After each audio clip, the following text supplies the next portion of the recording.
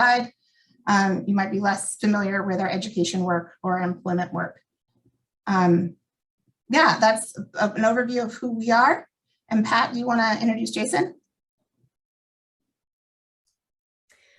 Thank you, Jen. For those of you just joining us, that was Jen Daly, the Director of Advancement at Northwest Youth Services. And my name is Pat Hughes. I am an external facilitator living down by Ballard by the Sea in Seattle. And I'm joining the group here this evening to just offer my time as facilitator. So I would like to introduce Executive Director Jason McGill.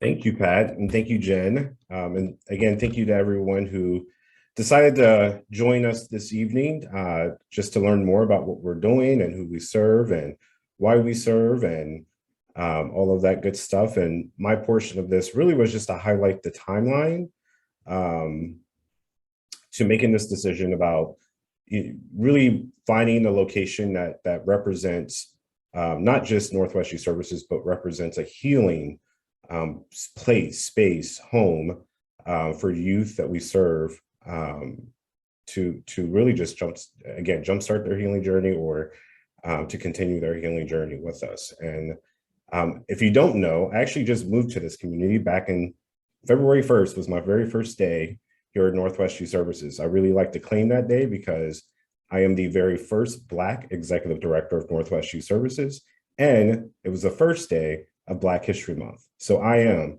history in the making. So I really take pride in that.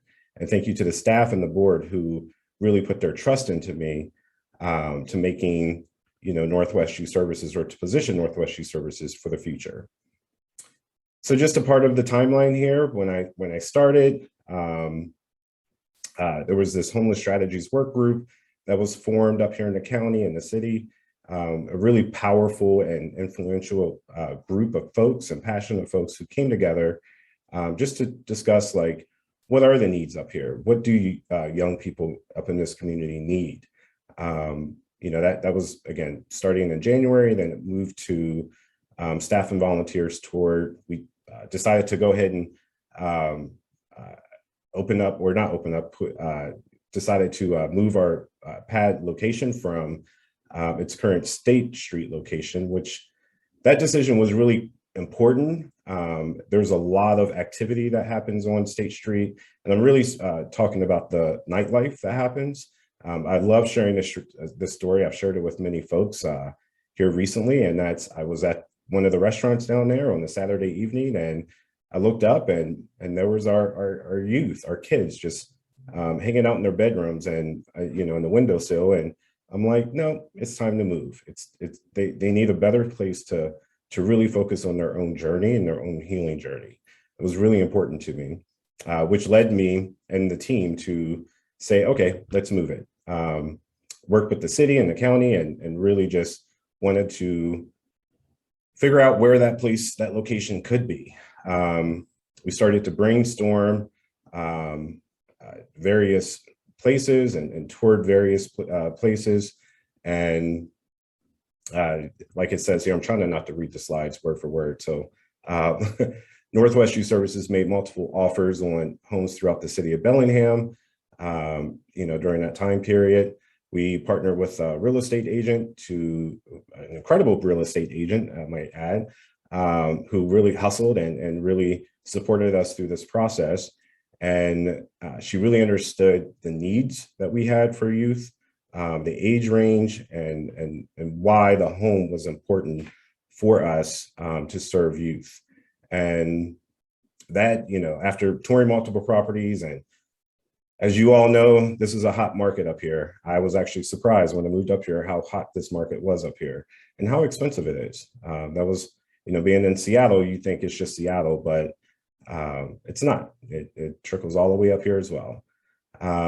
So, moving forward on September 30th, we decided to, or not September 30th, but at the beginning of September, we decided to go ahead and put an offer in a home that we really found that it just spoke to us. And that house, I love sharing this as well. That house reminds me of the Christmas Vacation movie with Chevy Chase and all of the lights out there and how they struggle to get the lights to work. And it just brought me back to that memory as my own childhood and watching that movie. And it's that classic Americana house. And that's why it's important that that house really spoke to not just me, but other staff members who were able to tour it at the time.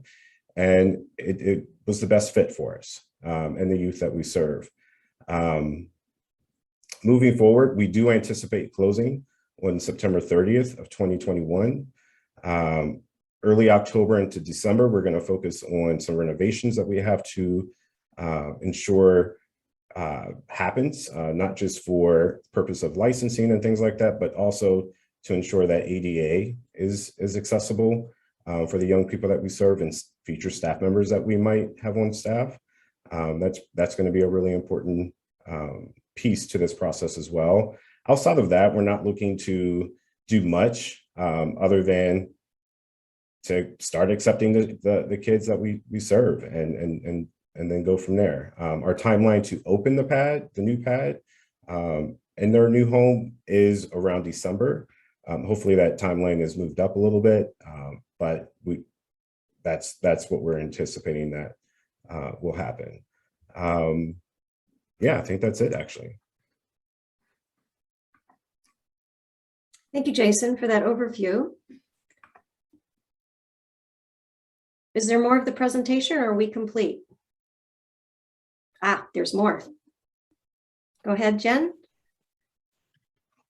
Actually, I'm going to take this section. Oh, okay. My name is Who's Kelly. speaking? I am There you the are. program manager for the PAD. So what is the PAD? We provide housing and support for unaccompanied youth ages 13 to 17 in a licensed home. These kiddos come to us from lots of different areas. Most often, youth move to the PAD from foster care or in emergencies when it's not safe at their home any longer. I think it's really important to mention that we serve youth that fall through the cracks in their family, community, or foster care system. And we assist them in finding the supports to patch those holes. The youth didn't do anything to end up here with us in our home, but the system and the adults that we've created to take care of them had gaps that we're helping these youth fill. The new home will be licensed for 12 youth per licensing, which is just a really comfortable, great number to be able to function within a home.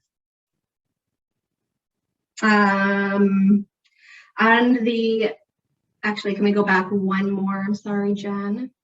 When I looked at our average number of youth that we've served over the past 3 years, because COVID years don't really give a good reflection on the number of youth that we typically have. In 2018, our average youth that we were serving in our home was 10 youth per month. In 2019, our average per month was 9 youth. And then in 2020, due to COVID, it dropped to 5 youth. So as it does say that we will be serving 12 young people in our home, as you can see by those numbers, we're often not quite there, but we are prepared to serve that many youth at any given time. Go ahead, Jen. Okay, yeah, lots of questions about how our youth come into our home, and that is when a youth does screen in, we actually do complete background checks on our youth. They also do have their guardians, parent or guardian, come and sign them into the PAD. And then we also help make sure that they're enrolled in school. If they haven't been enrolled in school, they're typically very anxious to get re-enrolled and back to that sense of normalcy that they want to engage with peers their age. Youth work with the PAD case manager and youth advocates, who are our floor staff, to set goals for their stay, work with staff to meet those goals. And sometimes those goals could be creating a resume and cover letter, and we help them practice interview skills. Maybe it's re-engaging with sports that they've been removed from in their school setting. Lots of family mediation and reconciliation so these kiddos can have a future outside of the PAD. Northwest Youth Services serves as each young person's legal guardian. So as I said, parents do come and sign their kids into the home, and we do serve as their legal guardians so that we can get them to the doctor's appointments and dental and vision appointment to make sure all of their basic needs are being met in a timely manner. Jen, next slide. Thank you. On an average, youth stay at the PAD for about 3 to 4 weeks. Often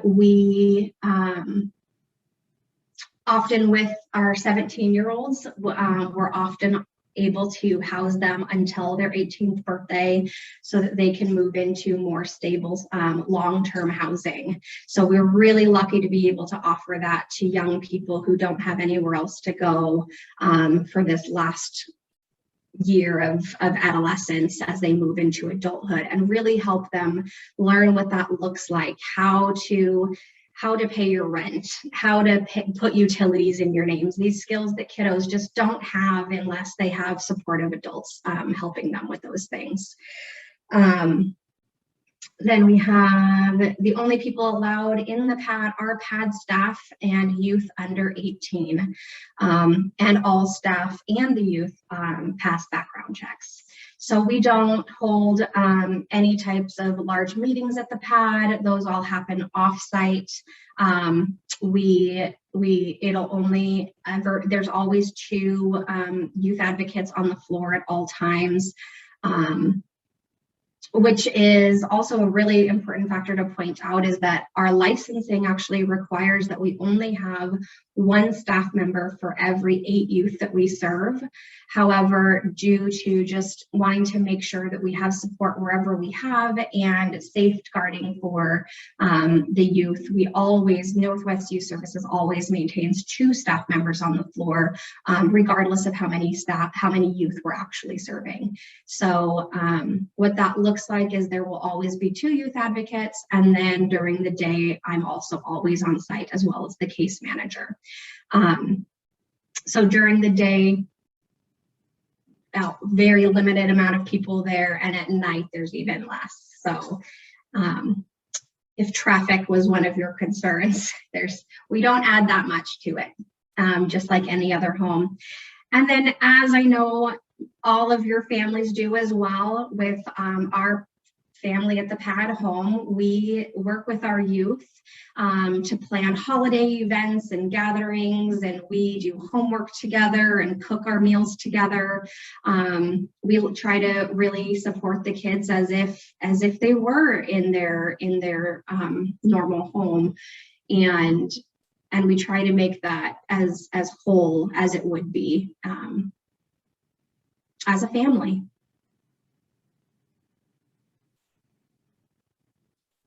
Thank you. Hey, thank you, Kelly. Thank you, Jen. Thank you, Jason. So there's the overview of both the mission of the organization, how the chronology of how we got to here with the house in question, and a little bit about what will happen inside the PAD. So we invite you now to